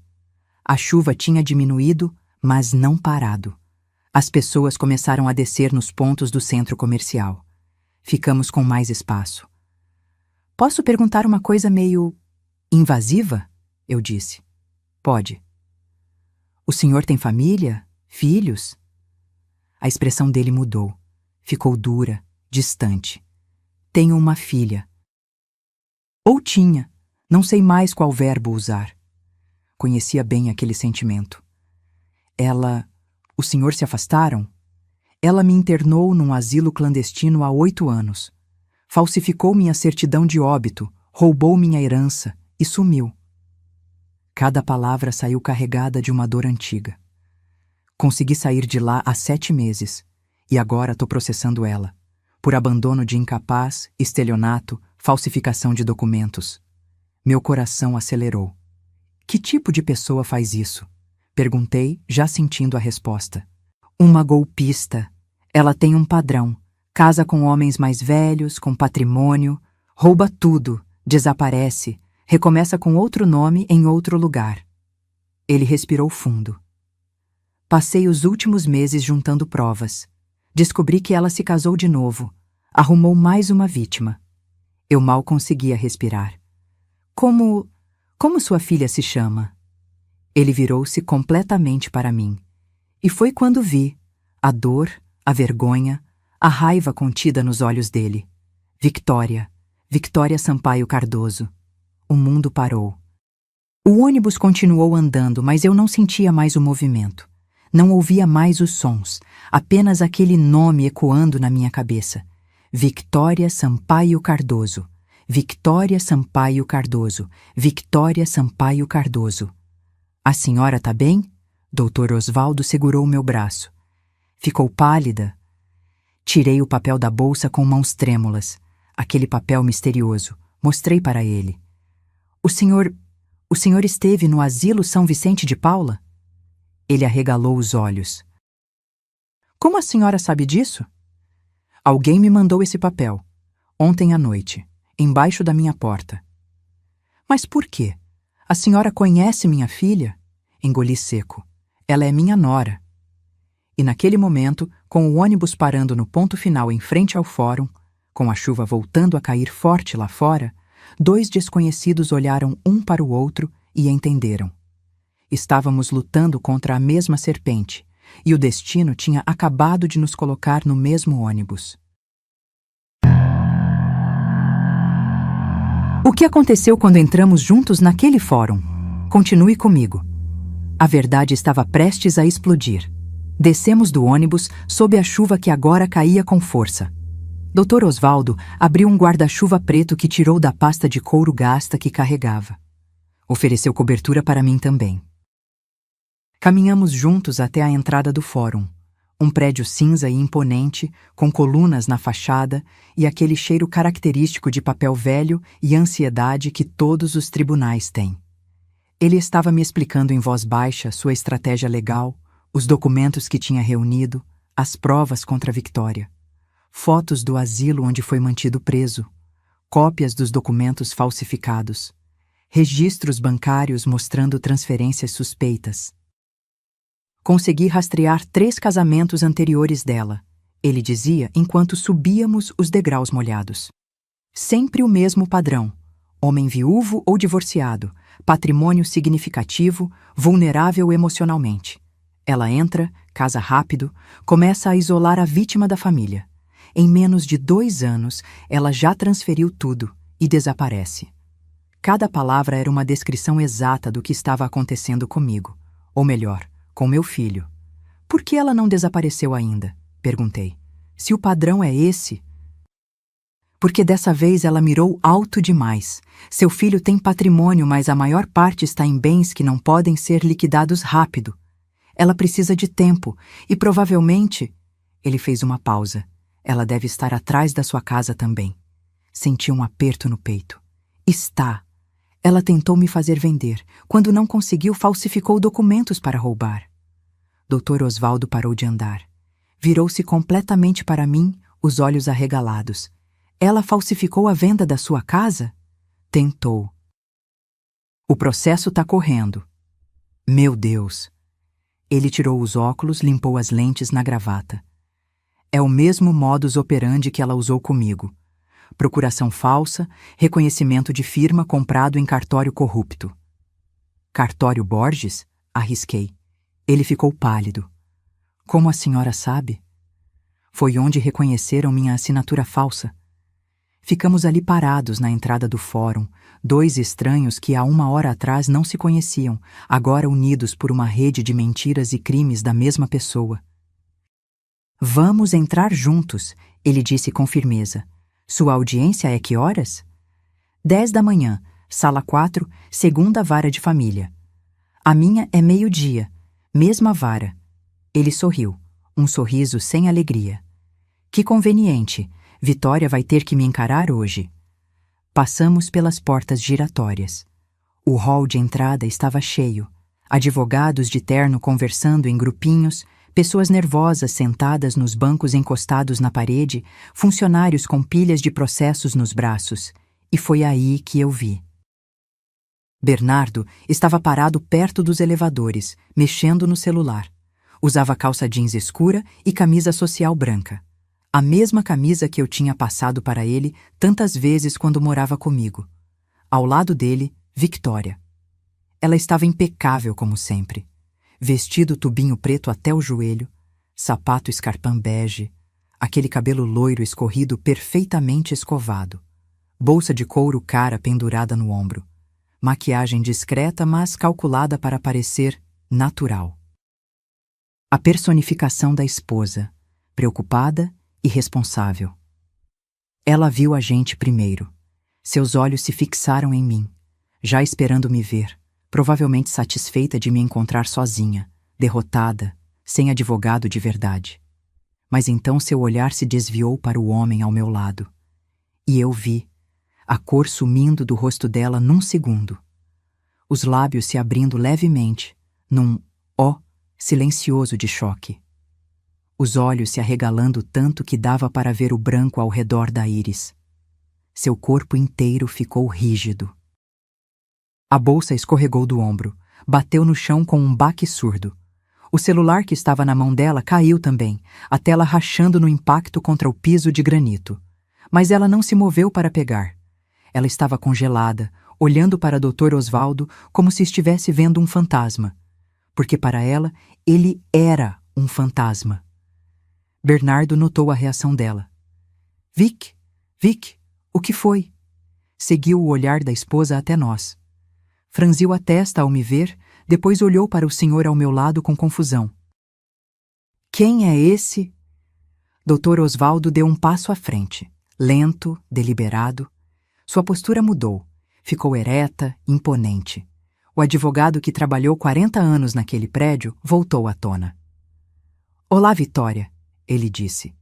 A voz era calma, mas carregada de um poder silencioso. Faz tempo que não nos vemos, não é mesmo? 8 anos, desde que você me deixou naquele estabelecimento. A palavra estabelecimento saiu como um veneno. Victoria começou a balançar a cabeça, pequenos movimentos frenéticos. Não, ela sussurrou. Sua voz saiu rouca, estrangulada. Não é possível. Você tá morto.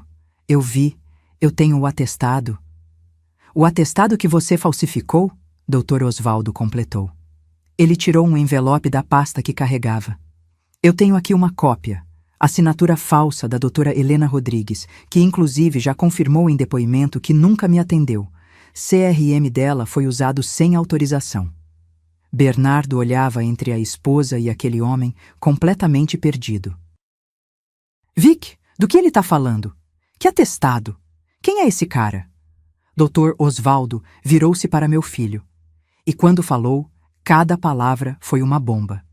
Sou Osvaldo Cardoso, pai dela, e estou aqui para processar minha filha por abandono de incapaz, estelionato, falsificação ideológica de documentos e apropriação indébita. Ele fez uma pausa.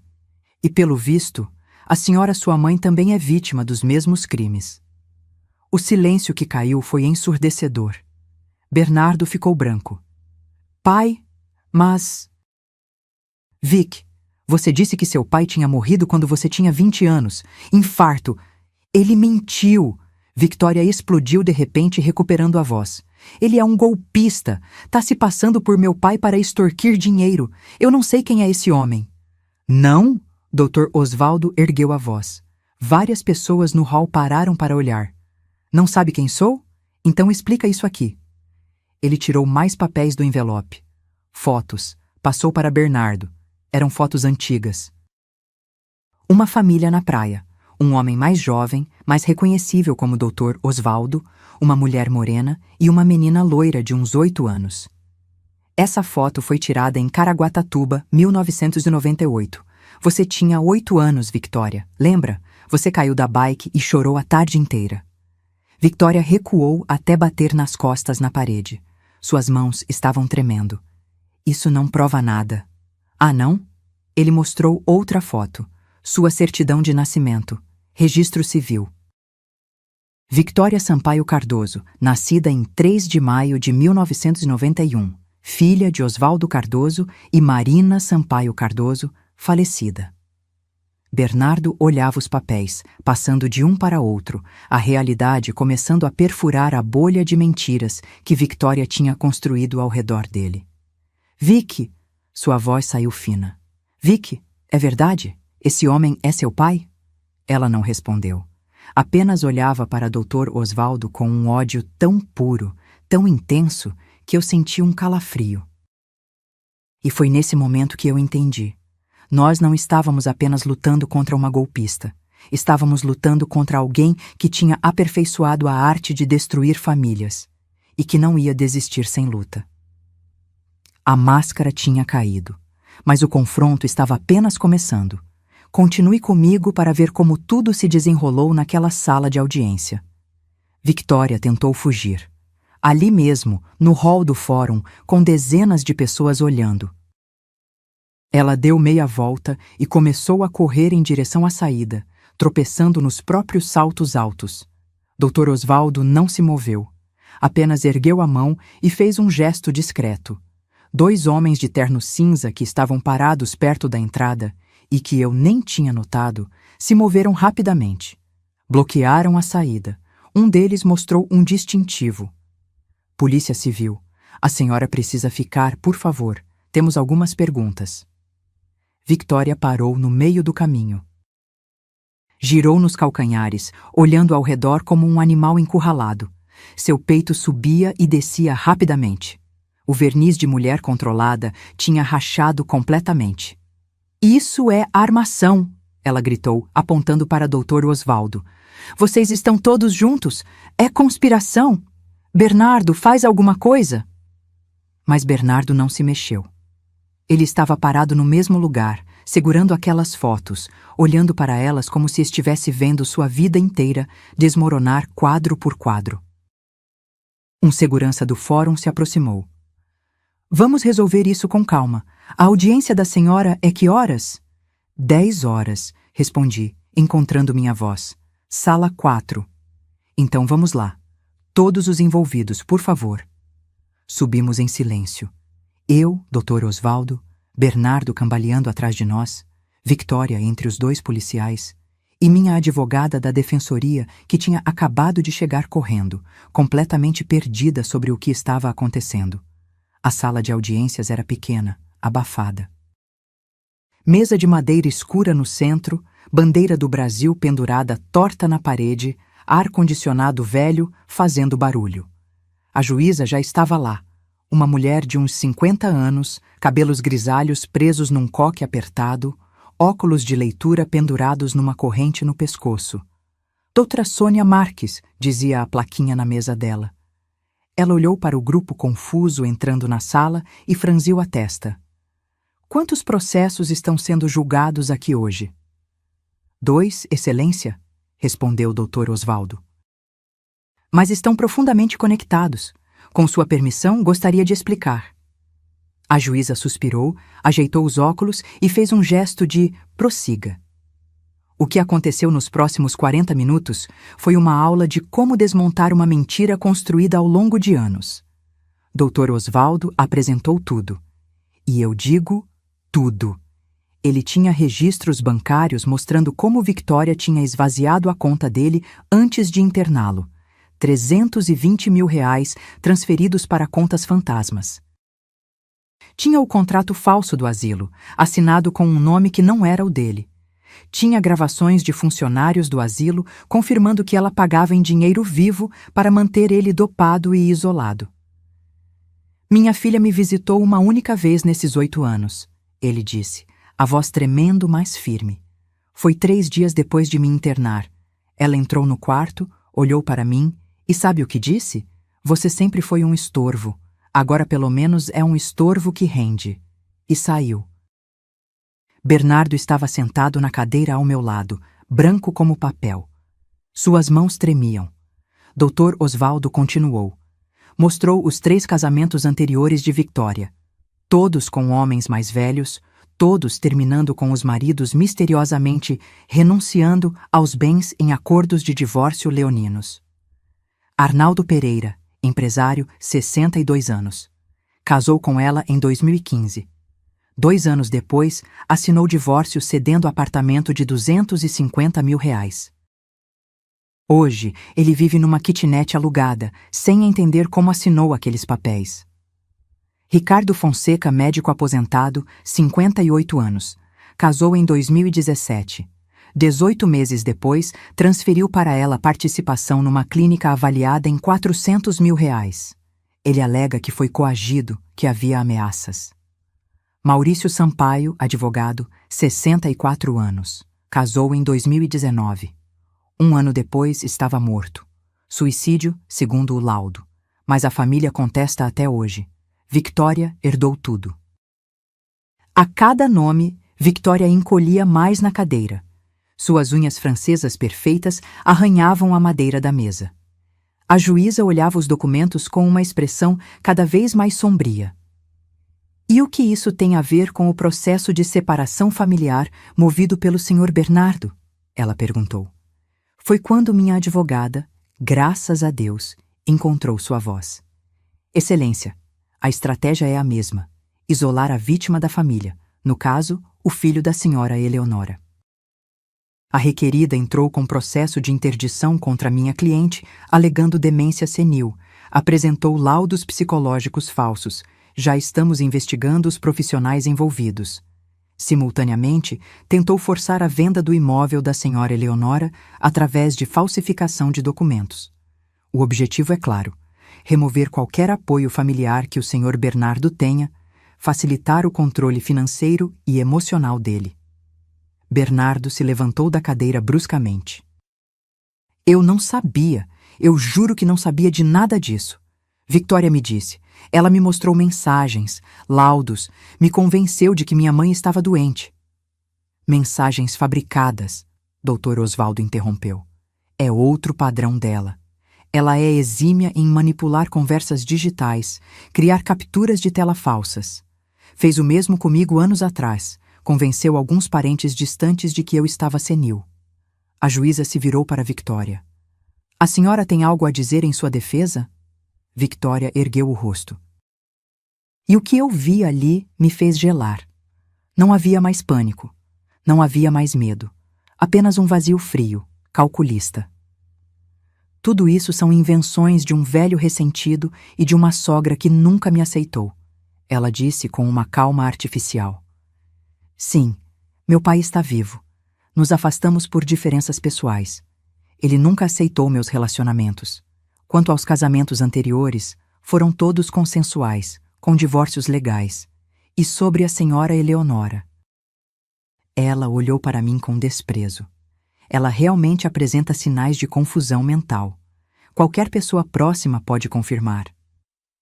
Qualquer pessoa que você manipulou, eu respondi, levantando também. Minha voz saiu mais forte do que eu imaginava ser capaz. Você espalhou boatos sobre mim, me isolou das minhas amigas, me transformou na louca da história. Mas eu nunca assinei aqueles documentos, nunca autorizei venda da minha casa. E você sabe disso. A juíza bateu o martelo na mesa. Silêncio. Todos sentados. Foi quando um dos policiais se adiantou, entregando um tablet para a juíza. Excelência, acabamos de receber isso do delegado responsável pela investigação do Asilo São Vicente de Paula. A juíza assistiu a algo na tela. Seu rosto foi ficando cada vez mais duro. Depois de 2 minutos, ela pausou o vídeo e olhou diretamente para Victória. É uma gravação de câmera de segurança do asilo, datada de agosto de 2016. Mostra a senhora entrando com uma mala cheia de dinheiro, entregando para o administrador, já preso por sinal, e depois saindo do quarto do seu pai. Na gravação, é possível ver claramente o Sr. Osvaldo tentando sair da cama, sendo contido por 2 funcionários enquanto a senhora apenas observa. A juíza tirou os óculos. Tem algo que queira acrescentar? O silêncio foi absoluto. E foi nesse silêncio que Vitória finalmente entendeu. Tinha acabado. As mentiras tinham desmoronado. O castelo de cartas tinha caído, e não havia mais como reconstruir. Mas o que aconteceu depois foi ainda mais impactante. A justiça estava prestes a agir. Continue comigo. Victória não respondeu à pergunta da juíza. Ela apenas olhava para o tablet, para aquela imagem congelada na tela que a mostrava num corredor de asilo, segurando uma mala, com aquela expressão fria que eu tinha visto tantas vezes, mas que nunca tinha entendido completamente até agora. A juíza fechou o tablet e olhou para os policiais. Levem a senhora sob custódia. Prisão preventiva por estelionato, falsificação de documentos, abandono de incapaz e formação de quadrilha. O Ministério Público será notificado imediatamente para apresentar denúncia formal. Foi como se alguém tivesse apertado o play em câmera lenta. Um dos policiais se aproximou de Victoria com as algemas. Ela olhou para o metal brilhante como se não entendesse o que estava acontecendo. Ou talvez porque nunca tinha imaginado que esse dia chegaria. Não, ela disse recuando na cadeira. Não, vocês não podem, eu tenho direitos. E vai exercê-los na delegacia, o policial respondeu com voz firme. Por favor, levante e coloque as mãos para trás.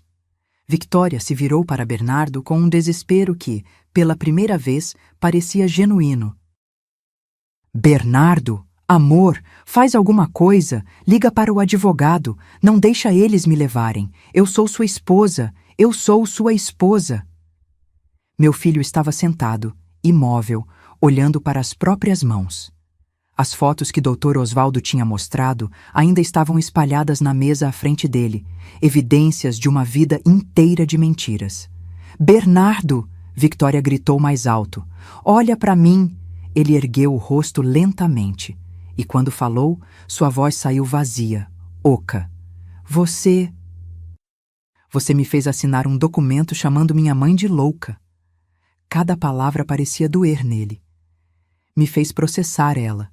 Me fez acreditar que ela estava doente. E eu acreditei em você. Deus do céu, eu acreditei em você. Porque você me ama, Victoria berrou. As lágrimas começaram a cair, mas não eram lágrimas de arrependimento. Eram lágrimas de raiva, de frustração por ter sido pega. Porque somos uma família. Tudo que eu fiz foi por nós. Por nós? Bernardo deu uma risada amarga. Você tentou roubar a casa da minha mãe. Você dopou seu próprio pai num asilo. Você se casou 3 vezes antes de mim. 3 vezes. E deixou todos os homens na miséria. Que parte disso foi por nós? Victoria não tinha resposta. Apenas continuava olhando para ele com aquela expressão de quem perdeu o controle da narrativa.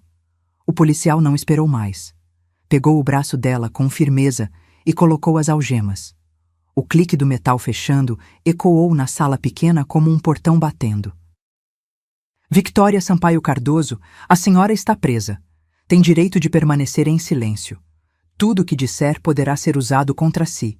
Tem direito a um advogado. Eles começaram a levá-la para fora. Ela resistia, arrastando os pés no chão frio da sala. Vocês vão se arrepender, ela gritou, virando-se para olhar para Dr. Osvaldo e para mim. Eu vou sair e vocês vão pagar por isso, todos vocês. A porta se fechou atrás dela e, de repente, a sala ficou em silêncio.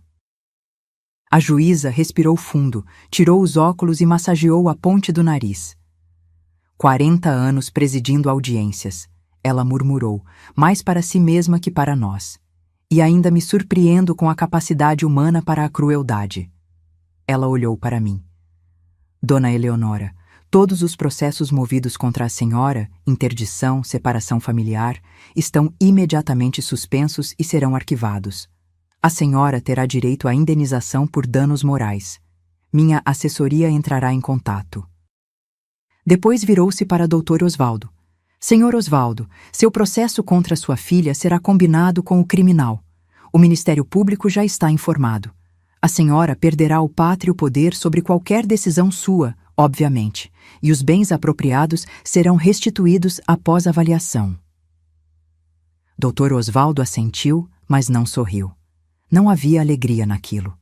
Apenas um cansaço profundo de quem lutou tempo demais. E então a juíza olhou para Bernardo, que ainda estava sentado, cabeça baixa, ombros curvados. Senhor Bernardo, o senhor foi vítima de manipulação psicológica sistemática. Isso não apaga o que assinou. os processos que moveu contra sua mãe, mas o tribunal reconhece que foi coagido emocionalmente. Sugiro fortemente que busque acompanhamento psicológico. Bernardo não respondeu. Apenas continuou olhando para o nada. A audiência foi encerrada. As pessoas começaram a sair. Minha advogada apertou minha mão, sussurrou algo sobre finalmente justiça e foi embora com uma pilha de documentos. Dr. Osvaldo se aproximou de mim. Seus olhos estavam marejados. Obrigado, ele disse simplesmente.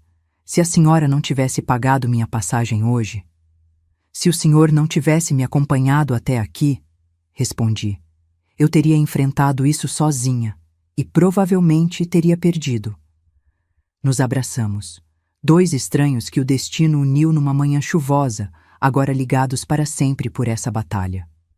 Quando nos separamos, Bernardo ainda estava sentado na mesma cadeira, imóvel. Doutor. Osvaldo olhou para ele, depois para mim, e sussurrou. Vou esperar lá fora. Vocês precisam conversar. Ele saiu, fechando a porta suavemente atrás de si. Fiquei ali, em pé, olhando para meu filho, meu único filho, o menino que eu carreguei, que amamentei, que ensinei a andar. O homem que tinha assinado papéis me chamando de incapaz. Bernardo. Ele não levantou o rosto. Bernardo, olha para mim. Lentamente, ele ergueu os olhos. Estavam vermelhos, inchados. Ele tinha chorado, ou estava segurando o choro com todas as forças. Eu não sei o que dizer, ele sussurrou. Não sei como. Como eu fui tão cego, como eu deixei ela. Ela era boa no que fazia, eu interrompi. Minha voz estava mais calma do que eu esperava. Ela estudou você. Achou suas vulnerabilidades. Sua solidão depois de perder a Juliana, seu desejo de recomeçar, e usou tudo isso. Mas eu assinei aqueles papéis, mãe. Eu te chamei de louca. Eu te abandonei quando você mais precisava. Sentei na cadeira ao lado dele. Peguei sua mão, aquela mão que eu segurei quando ele tinha 5 anos e estava com medo do escuro.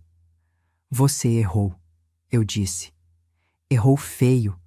Me machucou de um jeito que vai levar tempo para cicatrizar. Ele soluçou. Mas você é meu filho. E eu não vou fazer com você o que Victoria fez com o pai dela. Eu não vou te abandonar. Bernardo desabou. Colocou a cabeça no meu ombro e chorou como não chorava desde criança. Chorou por tudo que perdeu, por tudo que quase destruiu, pela mulher que ele achava que conhecia, mas que nunca existiu de verdade. E eu apenas segurei ele, porque mesmo depois de tudo, mesmo com todas as cicatrizes, ele ainda era meu filho. E família de verdade não abandona. Família de verdade luta. Família de verdade perdoa. Mas perdoa nos próprios termos. Mas a história não termina aqui. 3 meses depois, tudo tinha mudado. Continue para saber como reconstruímos nossas vidas depois da tempestade. 3 meses depois daquela audiência, minha vida tinha mudado completamente. Mas não do jeito que você imagina. Não foi um final de conto de fadas onde tudo voltou a ser como antes. Porque algumas coisas, quando quebram, não voltam ao formato original. Elas se reconstroem em algo novo, às vezes mais forte, às vezes mais torto, mas sempre diferente. Victoria foi condenada a 6 anos de prisão em regime fechado. Estelionato qualificado, falsificação de documentos públicos, abandono de incapaz e associação criminosa. O cunhado dela, Ricardo Silveira Cardoso, também foi preso. A tal despachante do cartório Borges, que reconheceu minha assinatura falsa, perdeu o registro e respondeu criminalmente. A casa voltou para o meu nome. Completamente limpa, sem bloqueios, sem pendências. Aquela sensação de sentar na sala e saber que ninguém podia me tirar dali, não tem preço. Conseguimos recuperar R$ 47.000 que Vitória tinha desviado da minha conta ao longo dos meses. Pequenas transferências que eu nem tinha notado, feitas através de uma procuração falsa que ela tinha usado. O dinheiro voltou. Não era tudo, mas era dignidade de volta. Dr. Osvaldo se tornou um amigo verdadeiro. Ele me ajudou a processar todos os envolvidos no esquema. Revisamos juntos cada documento, cada evidência. Ele tinha uma mente afiada mesmo aos 75 anos. Aquele tipo de inteligência que a idade não apaga. Tomávamos café juntos toda terça-feira de manhã, na padaria do seu Moacir. Ele pedia pão na chapa com manteiga. Eu, café com leite e um pedaço de bolo de cenoura. Falávamos sobre tudo e sobre nada. Sobre os netos que ele nunca conheceu por causa de Victoria, sobre as memórias boas que ainda existiam antes dela envenenar tudo. Sabe o que eu aprendi, Eleonora? Ele me disse numa dessas manhãs, mexendo o açúcar no café. Perdoar não significa esquecer, e não significa aceitar. Significa apenas soltar o veneno antes que ele te mate por dentro. Eu pensava muito nisso, especialmente quando Bernardo apareceu na minha porta, 2 semanas depois da prisão de Victoria. Era um sábado de tarde. Ele estava com uma mala na mão, olheiras profundas, barba crescida. Mãe, eu queria saber se posso ficar aqui por um tempo. Só até eu me organizar. Vendi o apartamento que eu dividia com ela. Não consigo ficar lá. Olhei para meu filho, para aquele homem de 43 anos que parecia ter envelhecido 10 em 3 meses. Parte de mim queria abraçá-lo, colocá-lo no quarto dele, fazer comida, cuidar. Era o instinto de mãe, aquele que nunca morre, mesmo depois de tudo. Mas a outra parte, a parte que tinha aprendido o preço da ingenuidade, sabia que precisava estabelecer limites. Não, eu disse. Ele piscou surpreso. Não? Não, Bernardo. Você não vai morar aqui. Vi a dor passando pelo rosto dele, mas continuei. Você me abandonou quando eu mais precisei. Assinou papéis me chamando de incapaz. Me processou. Me isolou. E você fez tudo isso por escolha. Respirei fundo. Victoria manipulou você, sim. Mas você tinha uma mãe do outro lado dizendo a verdade. E você escolheu não acreditar em mim. Eu sei, mãe. Eu sei e me arrependo todo dia. Por isso que... Me deixa terminar. Minha voz estava firme. Eu te perdoo, filho. Porque você é meu sangue e porque eu entendo que estava cego. Mas perdoar não significa voltar atrás. Não significa fingir que nada aconteceu e te receber de braços abertos como se você tivesse só esquecido o meu aniversário. Ele estava com os olhos marejados. Você vai aprender a viver sozinho, como você quis me deixar vivendo. Vai alugar um apartamento, vai fazer suas compras, vai passar suas noites em claro pensando em como chegou até aqui. E aí, quando entender de verdade o que fez, a gente reconstrói nossa relação. Do jeito que eu decidir, no tempo que eu precisar. Mas, mãe, não tem mais, Bernardo. Eu estabeleci minhas condições, visitas quinzenais, aqui em casa, com horário marcado. Você vai fazer terapia. Não é sugestão, é exigência. E você vai reconhecer publicamente para toda a família, para as pessoas que Victoria manipulou, o que aconteceu. Vai limpar meu nome. Ele ficou ali, na porta, segurando aquela mala, processando minhas palavras. A senhora me odeia? Não, filho. Muito pelo contrário. Eu te amo tanto que não vou te deixar usar meu perdão como muleta para não crescer. Você precisa aprender que ações têm consequências, que você machucou alguém que te amou a vida inteira e que reconstruir confiança leva tempo. Ele assentiu devagar. Enxugou as lágrimas com as costas da mão. Tá certo, mãe. Do jeito da senhora. Eu vou merecer seu perdão de verdade. Já merece, filho. Só não merece as coisas serem fáceis. Ele foi embora, e eu fechei a porta, apoiando a testa na madeira fria, sentindo o peso e o alívio ao mesmo tempo. Porque aquilo era amor de verdade. Não o amor frouxo que aceita tudo, mas o amor que exige crescimento, que impõe limites, que diz, eu te amo, mas não à custa da minha dignidade. Hoje, 5 meses depois daquele dia no fórum, minha casa está em paz. As xícaras de porcelana azul cobalto continuam na cristaleira, seguras, minhas, intocadas. O quintal voltou a ter flores. Voltei para o grupo da igreja. As amigas voltaram. Bernardo vem me visitar a cada 15 dias, sempre pontual, sempre respeitoso. Ele faz terapia toda semana. Está aprendendo a reconstruir a própria vida e, de quebra, a reconstruir a relação comigo. É um processo lento. Há dias que ainda dói. Há momentos que olho para ele e lembro da traição. Mas há também momentos que vejo o homem que ele está se tornando, mais consciente, mais humilde, mais humano. E Dr. Osvaldo? Continua tomando café comigo toda terça. Às vezes Bernardo vem junto. É estranho. O homem que foi traído pela filha e o homem que traiu a mãe, sentados na mesma mesa, aprendendo juntos sobre reconstrução. Porque essa história não é sobre vingança. É sobre dignidade. Não é sobre ódio. É sobre amor próprio. E não é sobre desistir das pessoas. É sobre ensinar que amor verdadeiro vem com responsabilidade. Se eu não tivesse ajudado aquele senhor no ônibus naquela manhã chuvosa, talvez minha história tivesse sido diferente. Talvez eu tivesse perdido tudo. Mas ajudei. E o destino me devolveu a ajuda de um jeito que eu nunca imaginaria.